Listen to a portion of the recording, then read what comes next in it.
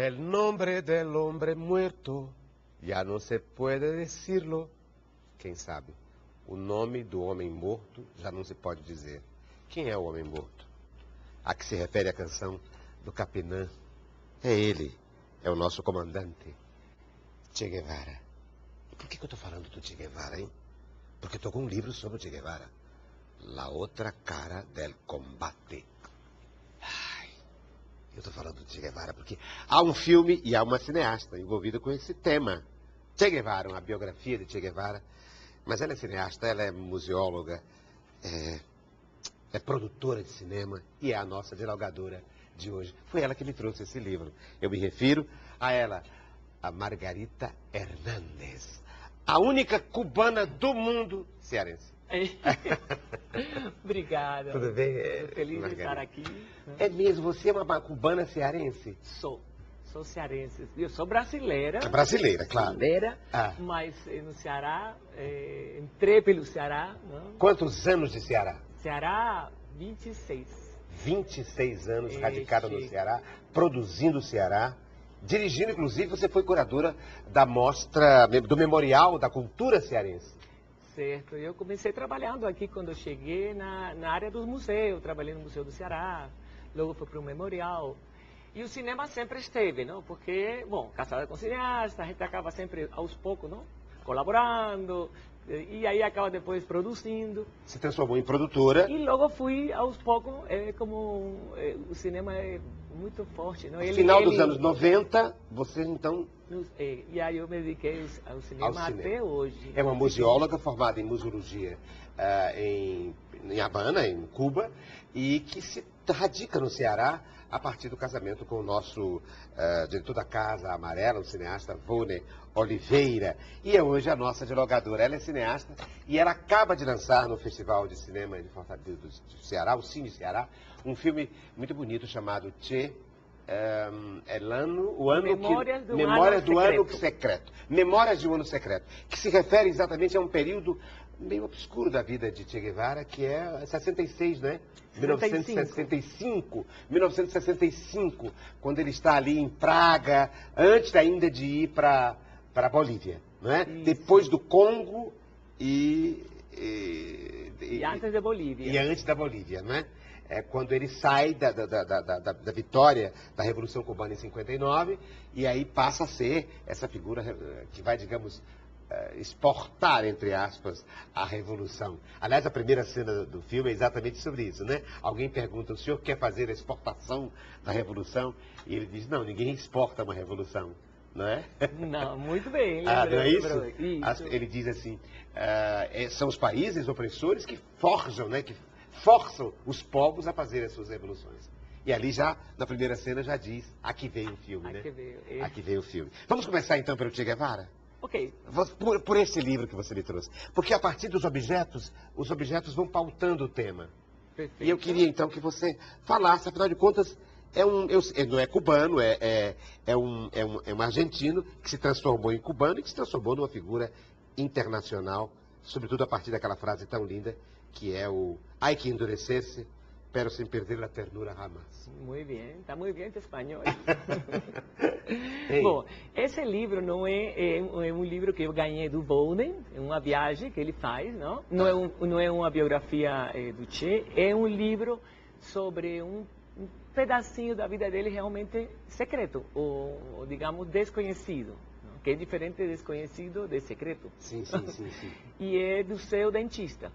Esse é o dentista. Esse é o que, bom, aparece no filme, que você viu, o Dr. Luiz Carlos Garcia Gutierrez, Piscin, que ele é, digamos que, chamado num momento, assim, bem difícil, não, da vida do Che, para mascarar ele, para mudar a sua fisionomia. E aí são as memórias dele. E a partir daí é que surge a história do filme. Começa a surgir a história do filme, a partir desse dentista. Foi a primeira pessoa que a gente encontrou, que o Vone é produtor do filme também, a gente encontrou ele, e aí começamos por ele. Começamos a querer fazer um filme com ele, entrevistar ele, e a história dele é muito boa, porque ele já faleceu, ele era um falsificador de documentos e mascarador de rosto, assim, que é mais ou menos parecido, não? Mascarar rosto, fazer documento. utilizando seu talento de dentista, não? De materiais de muita definição, sabe? E é ele quem transforma o Che em Pablo, não é isso? Não, Não, Ramon. Ramon. Pablo não, Ramon. Tem até outro nome, tem Ramon... E Adolfo Mena, ele usa dois Dois nomes. nomes. Dois Ele se nomes. transforma num cidadão uruguaio, não é isso? Uruguaio, muito bem. Exatamente, porque havia perseguição, claro, a CIA, não é todo mundo comprou contra a revolução, contra-revolucionário, né, a vida dos Estados Unidos. Então era preciso camuflar o Che. E o Che se transforma mesmo fisicamente, não é? Quase irreconhecível. Irreconhecível mesmo. Né? Raspa o cabelo, cria calvícies, não é? Ficam numa altura maior do que a normal dele. Enfim, há um trabalho de transfiguração, de metamorfose, exatamente nesse período ao qual o seu filme se refere, não? 65, 60, quando ele vai para o Congo ele para tem ser assessor. Ele precisa ficar fora de Cuba e todo mundo começa a se perguntar onde ele está. O mundo todo, ele desaparece da vida pública de Cuba. Ele era o ministro da indústria, ele era dos mais importantes, não? Ele, Fidel, Raul, Camilo, né? Era digamos, o Comitê Central, o Buró Político, ainda não estava nem fundado o Partido propriamente Comunista de Cuba, mas eram os guerrilheiros, não? Eles descem da serra e tal. E ele primeiro é diretor do Banco Nacional de Cuba. Sim. E logo ministro da Indústria. Ele parece que ele era um coringa mesmo, porque uma pessoa de um grande talento, ele era um grande intelectual, não? Economista, não? Tem que ser economista, planificador da economia, vamos, não? E aí ele, já passou sua etapa, digamos, de guerrilheiro, não? E encarou a construção da revolução desde o ponto de vista já prático, não? Do Estado. E aí ele vai para Congo, vai comandar uma guerrilha no Congo, e ele não consegue voltar para Cuba. Ele fica teria que ver o filme para entender todos os motivos pelos quais ele não consegue voltar para Cuba. E então tem muitas especulações de que se Fidel tinha mandado matar ele, que estava preso e tal. Então Fidel lê uma carta que ele deixa de despedida, não? Dizendo onde ele estava, que ele estava em outras terras, não? Lutando e tal. E a CIA começa a procurar ele. Ele saiu de Cuba, ele vai fazer outra coisa por aí parecida, não? Vamos procurar ele. Daí o movimento. E daí é que mandam ele a transformar o rosto dele para ele se esconder em algum lugar temporariamente até decidir onde é que ele vai continuar a luta. E o lugar é Praga. E ele vai para Praga com o Ramon, esse uruguaio, né? Comerciante, com a cara que o dentista faz para ele. Com esse dentista faz para ele, exatamente. E no filme mostra exatamente esse dentista voltando ao lugar onde eles moraram em Praga, não é? O filme é fascinante e tem aí, você me dá então uma deixa extraordinária para a gente conversar sobre isso. Claro, as pessoas não viram ainda o filme foi lançado no Cine, recentemente foi lançado no Cine ontem mesmo, Ceará. Foi apresentado ontem. No Cine Ceará. Mas o filme, além de ser um documentário, quer dizer, além de ser não, mesmo sendo um documentário, ele tem um tratamento artístico. Me parece, você não acha? Não é simplesmente a ideia que a gente tem de um cinema documentário, a média, né? O senso comum imagina apenas a documentação de alguma coisa, de depoimentos, etc. E, no entanto, há uma dramaturgia, há uma poesia, há um tratamento artístico no seu trabalho. Eu queria que você comentasse a sua pegada como cineasta, como documentarista. Eu escolhi esse ano, porque tem muita coisa para falar do Che. Mas era um ano interessante, porque era um ano desconhecido e secreto. Secreto mesmo, não é só desconhecido. Secreto, porque era proibido falar desse assunto. Ele foi classificado, que se chama classificado, que seria não divulgado, que é diferente de censurado. Classificado é, por, digamos, decisão do Estado, não divulgar uma informação. Ele foi durante 30 anos. Por questão de segurança, né? Por questão de segurança, por questão de imagem, de tudo. Ele foi classificado. E no ano 2004, ele consegue autorização para contar essa história. E aí, que o Vone encontra um livro, me traz, tem que fazer e tal. E a gente encarou e passamos uns 8 anos, praticamente, pesquisando, puxando, encontrando coisas e tal. E o filme é um ensaio sobre esse momento. Não é digamos, não é somente, como você disse, informações históricas, não? E eu coloco minha visão, não? Como eu imagino também que tenha sido, porque não tem fotos dele em Praga, só tem uma foto que ele está justamente com o dentista. Eles estão caminhando lá pela... E há uma reprodução, uma Sim, espécie de... Como é que ele chama? Uma recriação uma ficcional, recriação na ficcional, verdade. né? Não tem dramaturgia, mas tem uma recriação ficcional, as imagens, digamos, para um pouco temperar, digamos, Sim. não? E imaginar como seria Um ele aí. drama, Não chega a ser um Não ser um docudrama, porque docudrama. não desenvolve não um desenvolve, drama. mas pelo menos dá uns lives, Mas né? tem imagens, não? Tem imagens, porque os lugares realmente fantásticos que eles têm. Em Praga é um lugar belíssimo, né? E o lugar que ele se escondeu, o sítio, não? Tem um bosque maravilhoso. Eu não podia deixar de E a filmar proibição isso. de entrar na casa, tudo isso, não quero antecipar o filme. Mas ele tem uma dramaturgia nesse sentido, né? O cara voltar àquele lugar onde ele viveu, né? Um pouquinho de suspense, Cria um suspense. Está em pleno século XXI e ele volta, e aliás é o autor desse livro, né? Volta ao lugar onde ele viveu e conviveu com Che Guevara. E eu comecei o programa citando o verso aqui da música Soy Loco por Ti, América, que é El nombre del hombre muerto, ya no se puede decirlo. Quer dizer, mesmo depois da morte, em 67, em outubro, né? Outubro, 9 de outubro. 8 de outubro. Sim, 8 e 9 foi que foi divulgado. Divulgado. Até, como é que chama? Motivou a criação de um grupo, né? O MR8, né? Em homenagem à morte ao dia da morte do nosso Che Guevara. Foi muito bem. Mesmo depois da morte, era um nome proibido de se dizer, não é? Aqui no Brasil? Aqui no Brasil. Daí porque esse título, hein? Agora entendi Agora a música. você entendeu a música? El nombre del hombre muerto. Ya no se puede decirlo. Pois eu escutei muitas vezes e eu não sabia. O nome do homem morto já não se pode dizer. Não podia fazer referência. Não? Che Guevara, não é? Nós estávamos em 67, em plena ditadura militar, né? Que se adensaria já em 68, né? Com o AI-5, etc. E aqui é uma foto, você falou aqui dele transfigurado, vamos mostrar? O Che Guevara já camuflado, digamos, com outro rosto, quase um Ramon. Ainda há algum resquício aqui da imagem que a gente tem, mas já sem a barba, né? Já sem um charuto, de paletó e gravata, quando ele estava aí quando ele estava na África. E aqui a relação dele em Praga, com o dentista que é autor do livro que a nossa dialogadora de hoje nos trouxe. E a casa onde eles moraram lá em Praga. Portanto, fiquem atentos ao Che, Memórias de um Ano Secreto, dirigido e produzido pela nossa dialogadora Margarita Hernandes. Margarita, você é museóloga de formação? Sou. Eu estudei museologia e trabalhei durante 6 anos em Cuba, no Museu de Belas Artes. Você foi curadora com artes plásticas? Com artes plásticas. E acho que então o cinema e o documentarismo, o documentário imbrica-se então com a sua formação como museóloga, porque está trabalhando com material de pesquisa histórica, não?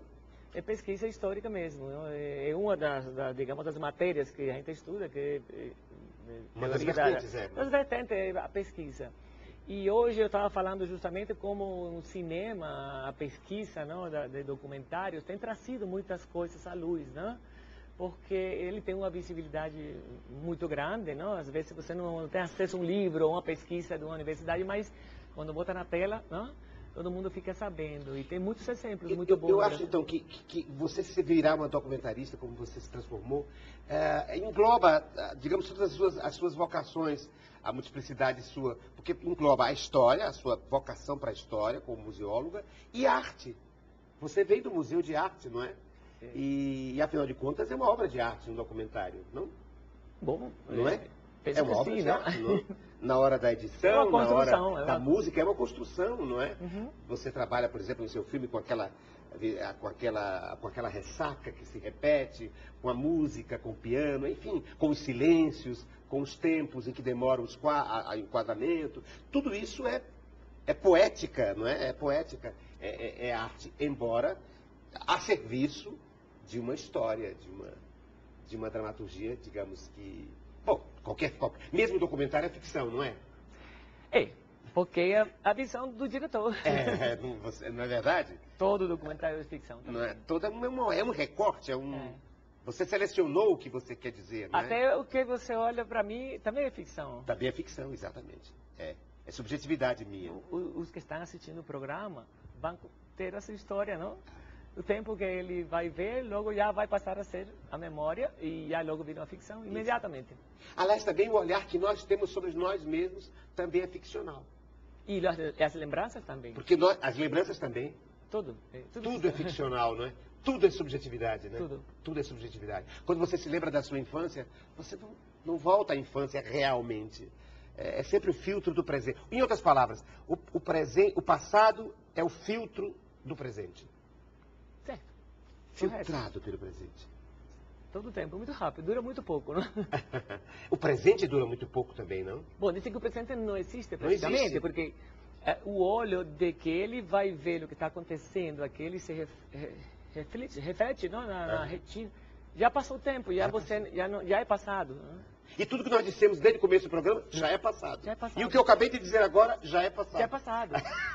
Que loucura, né? Estamos condenados ao passado. Hein? E ao mesmo tempo estamos condenados à ficção. Mas é tão lindo isso, não é isso que nos caracteriza, não? Essa subjetividade. Inclusive de nós, ao olharmos nós mesmos. Não é? Por exemplo, se você falar sobre você próprio agora, eu poderia dizer, não é essa que eu vejo. Não é verdade? A outra que eu vejo é outra. Não é? Estamos muito filosóficos. É muito filosófico. Mas não está no mundo, mas não é isso mesmo. É preciso que um documentarista tenha essa concepção de que, primeiro, é arte, é ficção, é subjetividade. Ele precisa ter essa. Precisa vir um prepotente achando que. Com certeza. Não é? Que domina a história, não é? É sempre um filtro da história. Margarita Hernandes, me diga mais do que você... vamos falar de cinema então, já que estamos falando de cinema. Olha aqui, vamos colocar em cinema, depois a gente vai mostrar outros objetos que ela me trouxe. Ela me trouxe aqui o quê? Deixa eu ver. Homenagem. É o troféu do festival. Eu quis trazer um troféu que... Para pautar o festival? O troféu Eusélio Oliveira, Sim. que é o troféu que se dá... O festival toca a seus homenageados. É, digamos, o troféu especial do festival.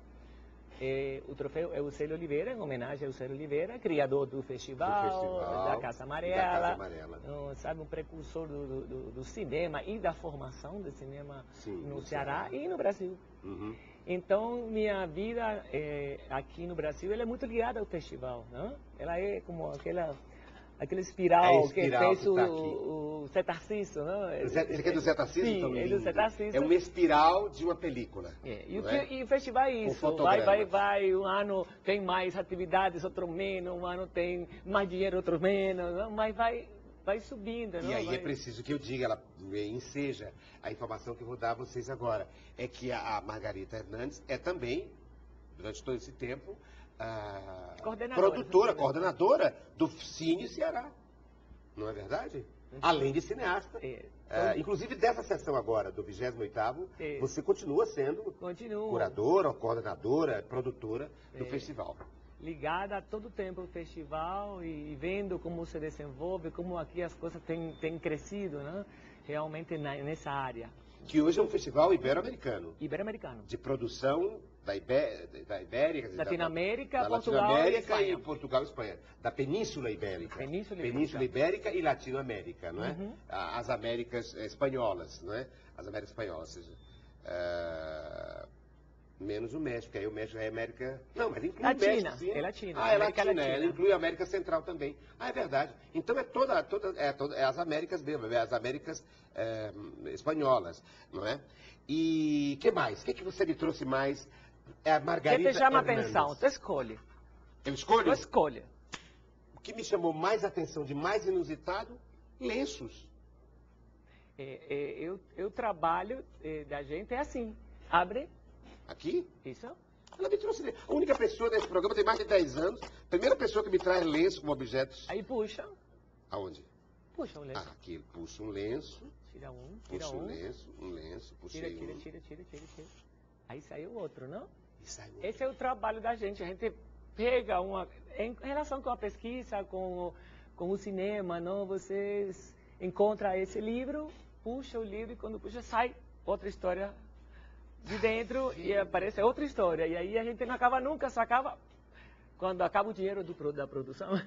Porque enquanto isso a gente vai puxando assuntos. Uma metáfora visual, não é? De ação, e que traduz tão bem o trabalho do pesquisador, não? A pesquisa é isso. A pesquisa é isso. Você pensa que vai se deparar apenas com um aspecto. Aí aparece outro. E o ato contínuo de puxar um determinado tema, de pesquisar um determinado tema, que enseja outro, e assim... E os problemas também da vida são assim, você resolve de manhã, e quando está resolvendo, sai outro. Né? Então eu acho que a caixa de lenços, ela é muito... Ela é muito significativa. Muito significativa, né? Da vida, do trabalho, da luta, não? E isso hoje nas ciências já é um conceito estudado e detectado, o fato de que há resquícios, né? Há resíduos, que uma pesquisa produz resíduos e em cada coisa há resíduos de outras, entende? E de que uma pesquisa, a gente só sabe o que vai pesquisar depois que pesquisa. Uhum. Tem uma frase linda do Grotowski que diz, eu não faço teatro para dizer o que sei. Só depois que faço é que sei. Isso. Não é? Então, quer dizer, quando a gente vai pesquisar alguma coisa, a gente pensa que vai pesquisar uma determinada coisa. Mas a pesquisa... Te leva sozinha. Te leva sozinha. Até o lenço. Ela tem final. uma autonomia. Isso, uma autonomia. E é tão bonito isso, não? Porque nos dá uma ideia de rizoma, não? De que está tudo interligado. Uma coisa a outra. De que as coisas não estão compartimentadas, Margarida. Eu trabalho da pesquisa e é muito parecida com a vida, não? Por exemplo, eu fui atrás de pesquisar o livro. Começou com esse livro foi aparecendo personagem que você viu no filme, aparecendo personagem e aí acabou sendo outra coisa. Não o que eu queria inicialmente, que era contar a história do dentista só. Aí foi aparecendo até esvaziou a caixa e ainda ficaram coisas. A pesquisa é que vai ditando, né? O que você vai fazer, o filme que você vai fazer. Por isso a gente não pode ter assim muito preconcebido nada, porque a gente tem que um pouco como o Martinho da Vila, não? Aquele samba, deixa a vida me levar. E é isso eu acho que é o Zeca Pagodinho. É o Zeca Pagodinho. Zeca Pagodinho. Pronto. Deixa a vida me levar. No caso aqui é, deixa a pesquisa me levar. Pesquisa leva eu. Deixa a pesquisa me levar. Pesquisa leva eu. Pois é. A pessoa vai pesquisando e vai encontrando... O que eu ia dizer, meu Deus? É sobre o fato de que a gente vai se descobrindo, vai descobrindo coisas a partir desta pesquisa. Quer dizer, o filme vai te regendo, né? Você vai... E acho que na ficção também é assim. Mesmo que você tenha um roteiro, eu queria que você discutisse isso, que você me contestasse, enfim, ou apoiasse essa ideia. Mesmo quando você tem um roteiro pré-fixado, a filmagem é em si uma produção de saber, que independe do roteiro. Mesmo que eu siga o roteiro. É como no teatro. Não é? É como os teus monólogos. Com certeza tem muito improviso. Aqui sim. Sim. Não, e o fato de que a expressão em si... O roteiro é uma literatura. É uma literatura meio... O filme não é o roteiro. O filme é todas as construções de linguagem da direção, da luz, do som, da interpretação dos atores, do silêncio, dos olhares, não é? Aquilo é outra linguagem. Com certeza. Mesmo que você tenha, digamos, um roteiro, uma base. Que documentário assim é bem mais elemental, não? Sim. É bem difícil ter um documentário, digamos, tão fechado, não? Depende. Sim. Pelo menos se for histórico, a gente também tem que deixar aberto, não? As coisas, os fatos que vão aparecendo, não? Mas ele tem uma estrutura. Estou me lembrando aqui do seu trabalho, me lembrando do trabalho do nosso grande Eduardo Coutinho, que tem um rigor, né? Na hora de selecionar as coisas. Não é? No final parece que tem rigor, mas você não sabe como estava no início. Você não sabe, exatamente. Mas você, no final, você estabeleceu esse rigor, né? É porque eu não quero aqui dar o final do filme. Mas, por exemplo, o final do filme, né, nos coloca para o futuro do teu filme, né? Com aquela criança, entende? Não vou dizer para não quebrar a surpresa. Não é bonito aquele momento final na escola? Pois é. Que aí dá uma perspectiva da imagem do nosso Che, ou do que ele significa para a história, como ele está sendo ressignificado, e como ele podem outros Ches aparecer. Pelo menos foi assim que eu interpretei ao ver o filme a que me refiro, que se chama Che, Memórias de um Ano Secreto. 65, a vida do Che, antes de ir para a Bolívia e morrer em 67. Agora, vamos embora mais, outra coisa. Agora sou eu que escolho? Bom, você pode escolher. Bom, eu escolhi aqui, vou dizer, essas aqui são minhas debilidades. Ligaram aí para você? Não, eu vou tirar aqui o som. Pronto. Vai lá. Diga. Eu gosto de colocar as minhas debilidades primeiro. A gente tem que ver... Que lindo. Debilidades, não? Quer colocar as debilidades? A vista, não? A vista. Se cai em um óculos, então que tem outro óculos. Porque são duas coisas que não faltam para mim. Um óculos de reserva e o anti-inflamatório para a coluna, porque às vezes eu fico com a coluna travada. Então eu encontrei isso lá, eu tinha lá antes de sair e falei, bom, vou levar porque são as coisas assim que me acompanham sempre e que seriam meus pontos fracos. Então eu estou te mostrando. Pois é, mas eu quero falar exatamente disso, achei lindo. Você vê que eu não me contive, você falando, eu disse, mas que lindo que você quis exatamente expor a sua fragilidade. Que você falasse isso, por que é importante para você? Porque pensei em objeto e as coisas que me rodeiam, não? Que estavam mais perto de mim lá, e eu tinha perto da cama. Porque o normal seria, o comum, o esperado, seria que alguém escondesse aquilo que fragiliza. E você está exatamente colocando luz sobre isso. Eu estava falando com um amigo de que brasileiro diz sempre, como você vai? Tá tudo bem. Tá tudo bem. Aí ele me falou que tinha ido para... Onde foi um país africano, tá? E sempre perguntava para as pessoas, como está indo? Você está mais ou menos. Todo mundo respondia mais ou menos. Eu acho que é cultural, não? O brasileiro está sempre tudo bem. Tudo bem. E às vezes, na maioria das vezes não está, mas diz que está. Diz que está. Como você vai? Tá tudo bem. Tá tudo bem. Joia, tudo joia. Aconteceu isso assim, mas tudo bem. Aí em Cuba é o contrário. Em Cuba tu pergunta, como está? Tu diz, nem me fala. Nem me fala que o negócio... É assim como ele faz. Se queixa. Todo mundo se queixa. É assim, é cultural. Isso é muito simpático, é cultural. Independentemente, você acha, das condições objetivas? Isso é o caráter. É o caráter. E eu acho que mais ou menos é como tá bom, não? Mais ou menos é bom.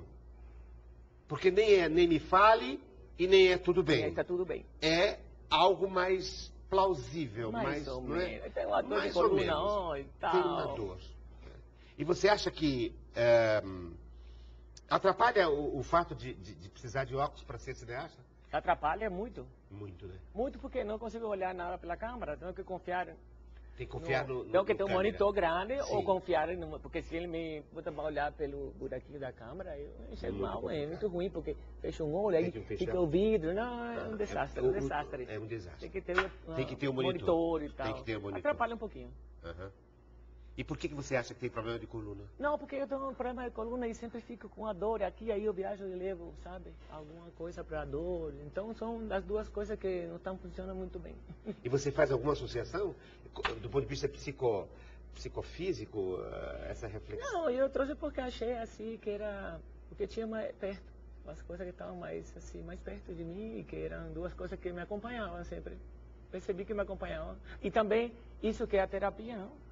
A psicológica, esse é do psicológico, esse aqui são físicos. Tá. E esse é do psicológico. Então esse aqui é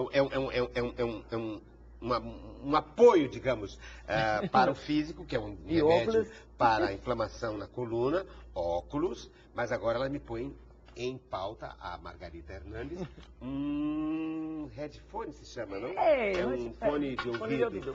E eu vou saber por que ela me trouxe um fone de ouvido. E vamos filosofar, sim, sobre fone de ouvido no próximo segmento do programa Diálogo com Margarita Hernandes. Daqui a pouco a gente volta.